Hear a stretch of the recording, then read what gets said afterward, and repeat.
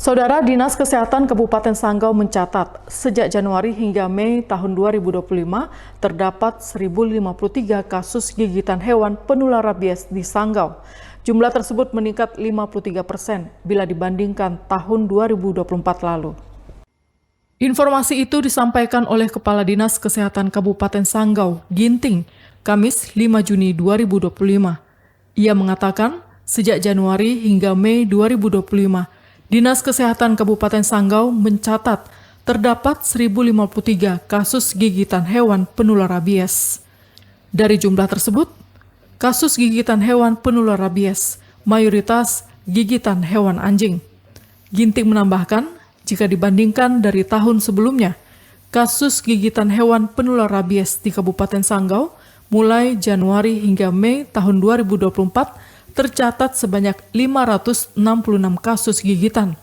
Dengan demikian, kasus gigitan hewan penular rabies di Kabupaten Sanggau terjadi peningkatan 53%.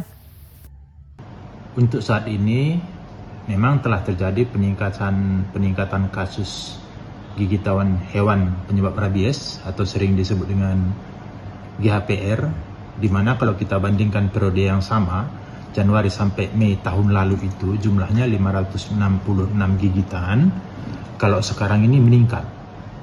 Januari sampai Mei 2025 meningkat menjadi 1.053 kasus per hari ini 25 Mei 2025. Jadi kalau kita hitung ini ada peningkatan kasus sekitar 53% kasus gigitan.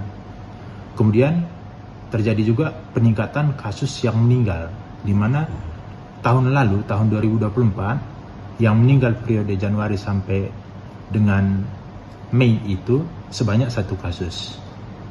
Tahun ini, Januari sampai Mei, sampai hari ini, yang meninggal 4 kasus. Kalau kita persenkan dengan jumlah gigitan, maka tahun lalu itu persentasi kematiannya dari kasus gigitan itu 0,17%. Kalau tahun ini 0,37%. Jadi ada juga peningkatan kasus gigitan sebanyak 0,2% dari jumlah gigitan.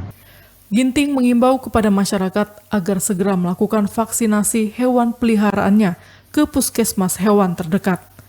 Dari Kabupaten Sanggau, kontributor YTV Bobi Rianto mewartakan.